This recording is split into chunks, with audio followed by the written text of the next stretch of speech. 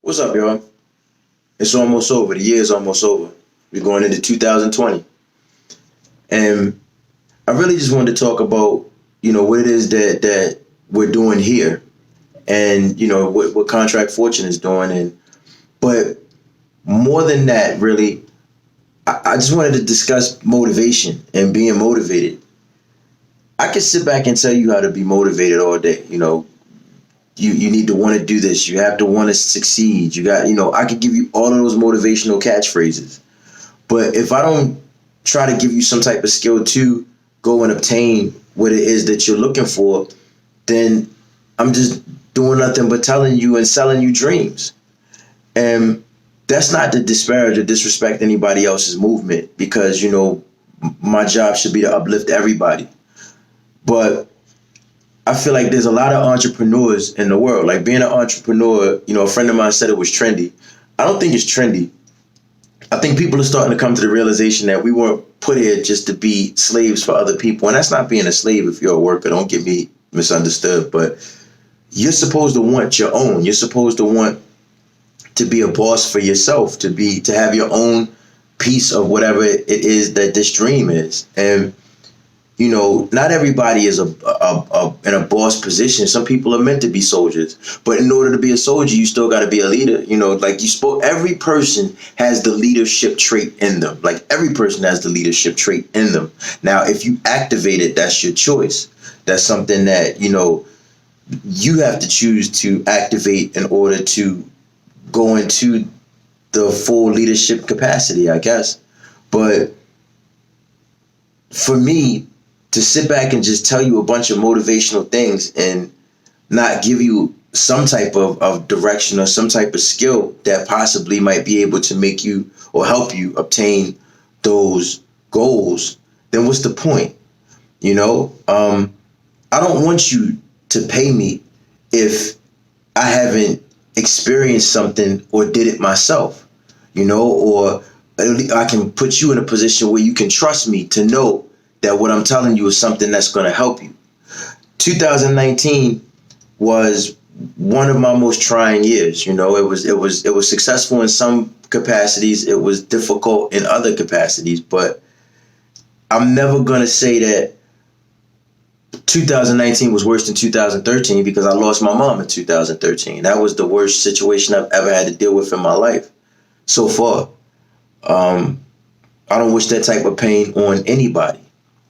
But what I learned from it was no matter what, you are able to rebuild and you have the ability to do it again, in terms of being happy.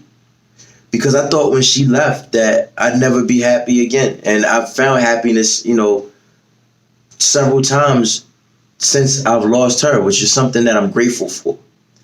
And I feel like I want to share that with other people. This world is difficult. This world is so difficult. There's so many different trials and tribulations, and especially in this life of social media and everybody wanting to have attention. We lose sight of what the real happiness is, which is being respected, having your family, having love, Material objects, material possessions will never make you happy. Trust me. And if just think about it this way, and I give people this, this example all the time. When you give a child a gift on Christmas, right? You worked as the adult, as the parent, you worked all year to get your child that toy or whatever that thing is that they wanted. And on Christmas Day, they light up. You're the greatest. Your mom and dad are superheroes. Greatest thing since cheese. But after about a month or 2 months, that toy is null and void. They're tired of it. They've played with it. They've had their fun with it, and it's gone now. The happiness, the thrill is gone. I think babies are the purest form of happiness, because you give a baby a box, they love the wrapping paper, or the box that whatever you gave them, their gift, they love the box. To me, that's purity, because it's not the item that's going to bring you happiness. It's the journey to get to that that's going to bring you the happiness. A child waits 365, 64 days out of the year for Christmas to come, right? That one day they try to be good all year. They're working. That's basically working, to be good, have good grades, to, do everything that they're supposed to do in order to obtain that goal of having a good Christmas, right? But you got children out here who, no matter how hard they work, they aren't able to obtain that goal because their parents might not be in that position to give them that, that sense of accomplishment in terms of a goal. So I think it's important that as adults, we learn that the material object is not what the goal or the happiness is. The happiness is the work and the dedication you put into that work in order to get to that that day where you get that gift, that goal. I think the same thing applies to a college degree, a diploma, a wedding day. You're not happy. You're happy for that day, of course, when when you get your degree, or when you get married, or the day your child is born. I think a child being born and death are these two don't apply. So I take that back. But those moments where you've reached a goal, where you've reached success, where you've reached an accomplishment, that's where the love is, not obtaining what it is that work, the trophy. Those are just the trophies. Whether it be a car or a house or, whatever the special day was, that's just the trophy for the hard work that you put in. But the love and the sense of pride that you feel comes from the work.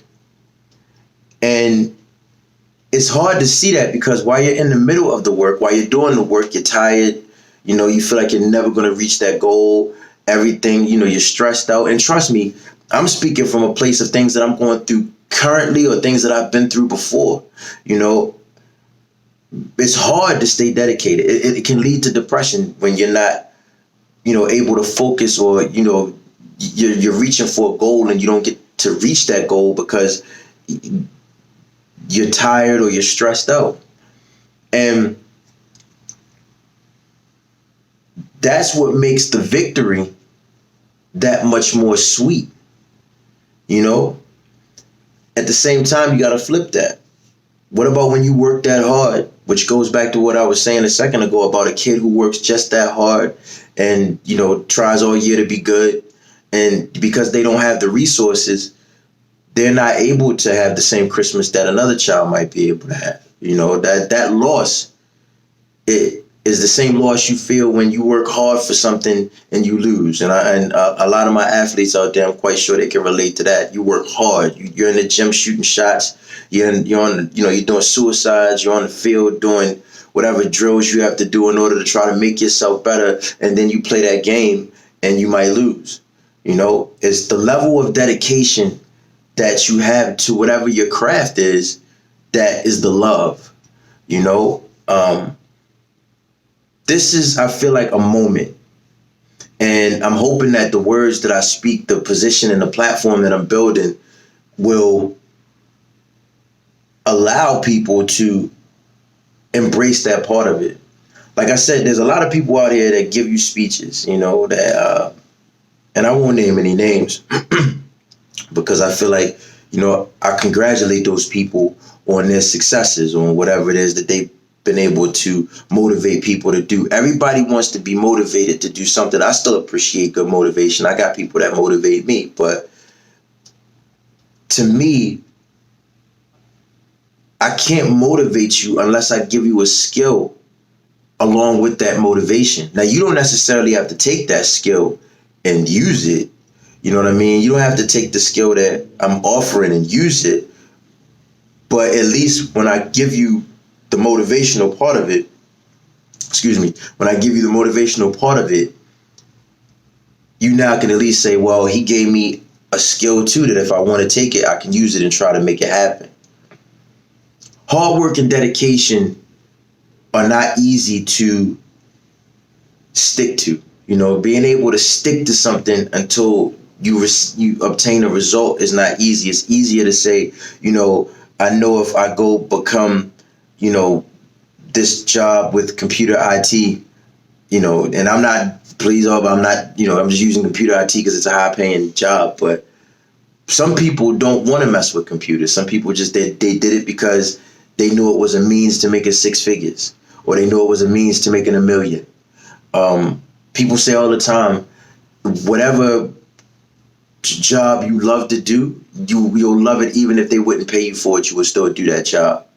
And I love what I do. You know, I haven't always been paid for what I'm doing right now. You know, and I'm still building what it is that this platform is, and I just want to be the best that I can be at it. And it takes practice. It takes, you know, being able to practice and work at it. Even when you don't feel like practicing and working at it, you still got to keep going to try to obtain that goal. I think that, you know, as we do the YouTube channel stuff, you've seen where it came from. Like, there was moments where I was still trying to figure out what to do. Do I write my notes down? Do I just freestyle the whole thing? Like, how do I, you know, how do I make it work?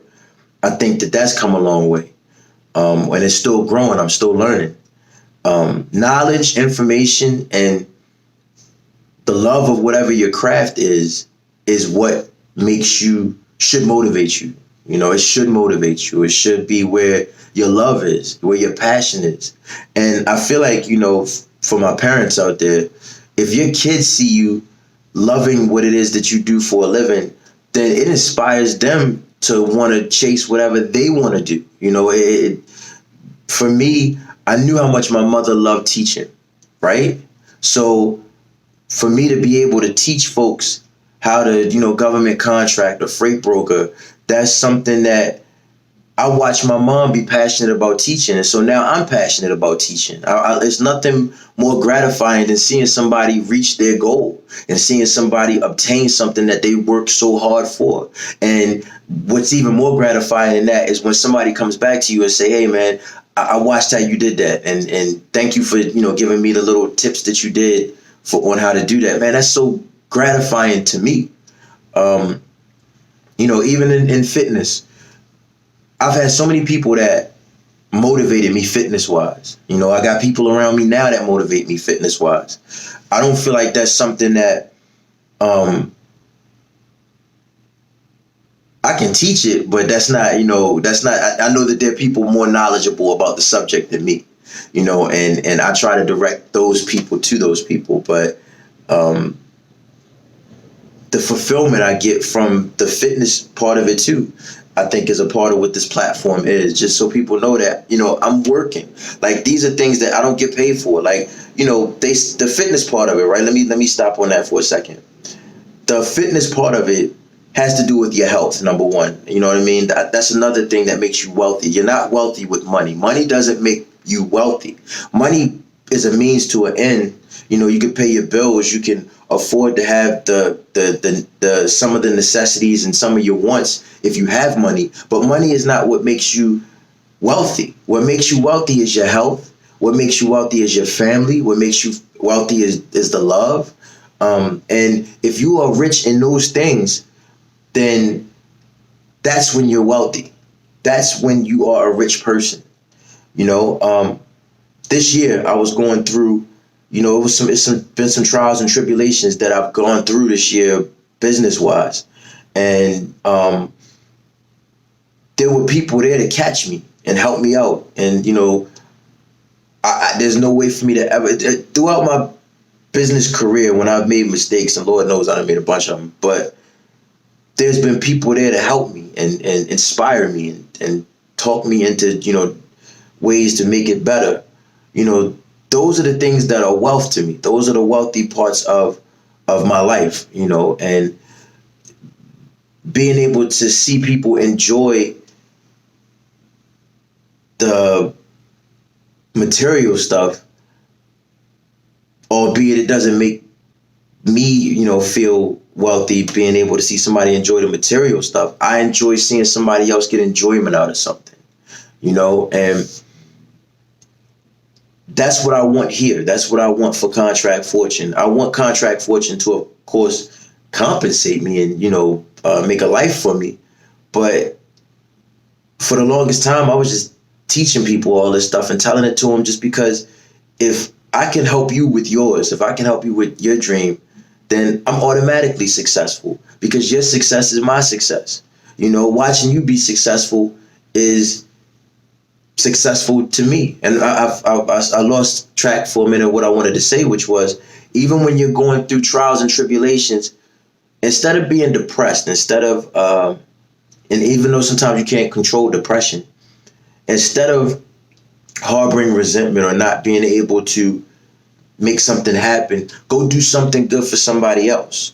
Like if things aren't going good for you, you continue working on what it is your craft is, but go do something good for somebody else.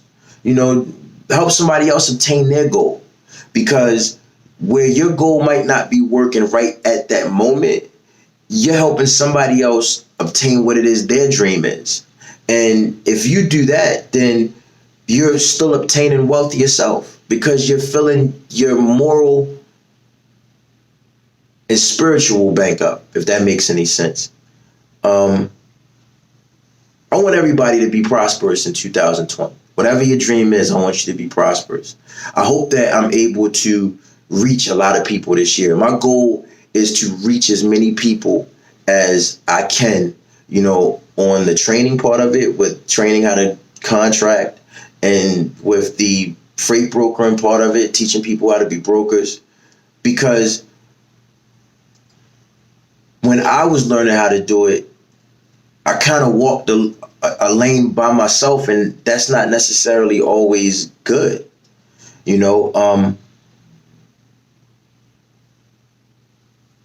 If the knowledge that and experiences that I went through can make you successful and you don't make the mistakes that we made, that my companies made over the course of time, then I feel like I did something.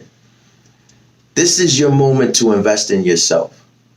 Investing in yourself business-wise and making yourself into the business person you might have always wanted to be.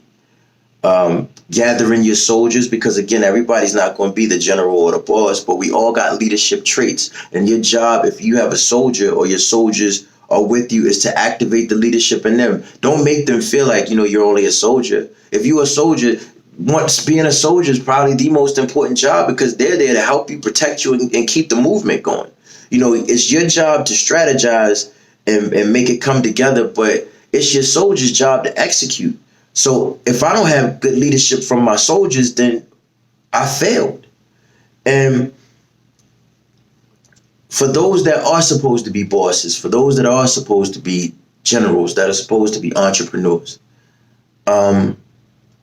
this is your time. How bad do you want it? How bad do you want whatever your goal or your dream is? That's something that you got to ask yourself. Again, I can inspire you. If hearing my story and looking at what happened to the different businesses I've started inspires you, then I've done my job. But with access to everything that we have access to now, there's no reason that if you want to be a boss, that you can't be a boss. I want everybody to have a prosperous year. Peace and blessings to your families. Thank you for all the support that you've given me.